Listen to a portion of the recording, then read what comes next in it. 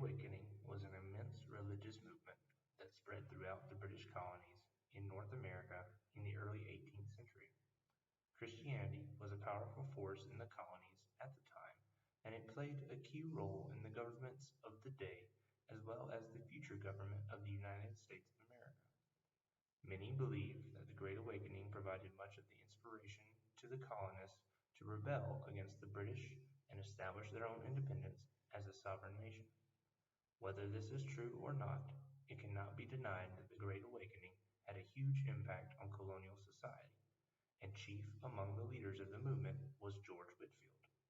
Whitefield's role in the Great Awakening was one of leadership and inspiration, and his sermons and theology led him to become one of the most influential individuals of the time period, with a legacy that still exists today. The awe-inspiring career of George Whitefield is one that has mesmerized theologians and historians alike for many years. His ministry and endeavors changed the atmosphere of American colonial society and is one that is constantly begging to be examined, even today. His message changed how ministers preached during the 18th century and still has an influence on some ministers today. What made Whitefield so different, and what made him so effective? These are the questions that I plan on answering for you in this video. By looking into his background, his journey as a minister, his sermons, and his correspondence, I will detail for you what aspects of society, religion, and politics influenced him and were influenced by him. George Whitefield's career began in England as an ordained minister of the Church of England, but he was not content to remain in one pulpit. He became known for his style of preaching while still in England, but in 1738 he made his first visit to the American colonies, where he sought to establish an orphanage in Georgia. He then returned to England to raise money for his endeavor. Over the next couple of years, his reputation and career grew as he continued to preach in England, and he made more trips to the colonial South. While preaching in Anglican churches in and around Charleston, South Carolina, he began to fall out of favor with the Anglican ministers because of the message he was preaching. Whitefield's sermons emphasized the fact that people were in control of their own salvation and did not need to rely on liturgy or bishops to intercede for them in spiritual affairs. Whitefield was even quoted once saying, quote, "Mere heathen morality and not Jesus Christ is preached in most of our churches." End quote. Faith, being a gift from God, was all that it took for a man to achieve salvation, in Whitefield's opinion. By saying such things and going outside of the Anglican routine, Whitefield was banished from the Anglican established churches, and many clergymen spoke out against him. This even occurred in London, England in 1739 before he traveled to America, where it would become an even more regular occurrence. He was attacked as a, quote, "enthusiast" by clergymen, to which he responded that, quote, "every Christian in the proper sense of the word must be an enthusiast, that is, must be inspired of God or have God in him." End quote. Despite the setbacks suffered from attacks, Whitefield's ministry would continue to grow outside of the church. Whitefield was most likely the best-known Protestant during the 18th century and was effectively the first celebrity of North America before George Washington came onto the American scene. Once he was forced out of the Anglican churches, he began to preach outdoors to large crowds of people who spread his name far and wide throughout the colonies. The media, specifically forms of print, helped Whitefield create a demand for his religious message in a new, quote, "market" during the commercial revolution of the time. His message did not discriminate, and he sought to preach to free men as well as slaves.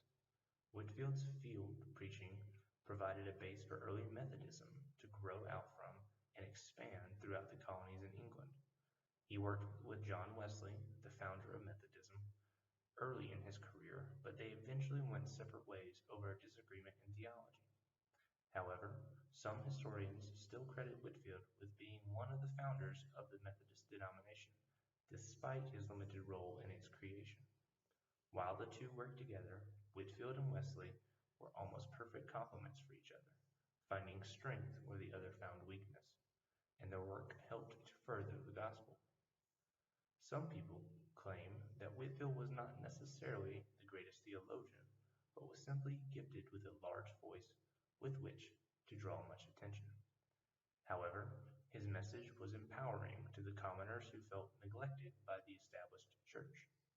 He preached from a Calvinist theology, but did not rely on other theologians or ministers for inspiration. Whitefield claimed that his message came to him from God alone, and this allowed him to pioneer a new style of preaching that appealed to emotions and did not rely on notes, but instead relied on the delivery of his speech. The lower and middle classes responded in force to his booming voice and the charisma with which he spoke his message. It was said that his voice was so clear and concise that he could be heard from over a mile away, which helped him preach to the crowds. He simplified the wordy text of the Bible and paraphrased scripture so people could clearly understand.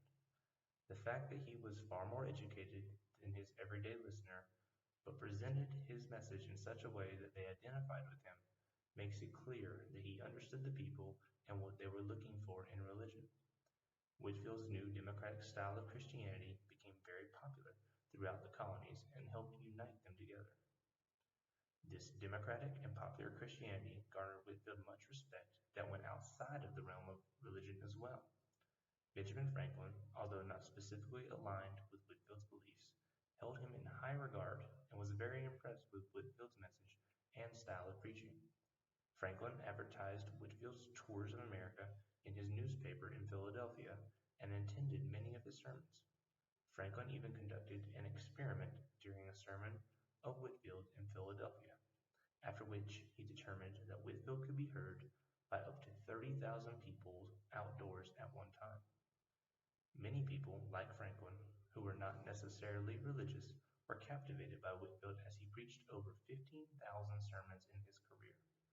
One of Whitefield's greatest characteristics that appealed to many people was his stance against persecution and argument in favor of friendship and polite disagreement. Through relationships with individuals like Franklin and other religious leaders, Whitefield blurred denominational lines and, in a way, made Christianity more open and appealing to those of other faiths. Whitefield preached throughout the colonies in America over 7 separate trips until his death in 1770. He died silently and peacefully as he had predicted when he stated, quote, "I will die silent. It has pleased God to enable me to bear so many testimonies for him during my life that he will require none for me when I die." End quote. His message stressed the importance of personal choice to his listeners and fed the fire of the Great Awakening, which sought to boost liberty and virtue. Whitefield's style led to a new democratic form of Christianity that would not have not only religious but political implications as well, because as more people became empowered by believing in his message, they began to apply it outside of their faith to all aspects of their lives. Although he was an Anglican, he virtually ignored denominational lines and focused on salvation instead of the theological concerns of many other ministers. Whitefield inspired many other itinerant preachers and became one of the most influential characters of the Great Awakening and the American landscape through his innovative style, his personality, and most importantly, his message.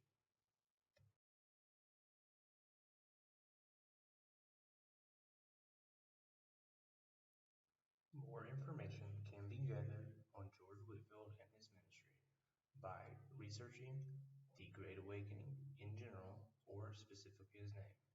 Also, the references listed below were all very helpful information and cited sources for my own research for this project.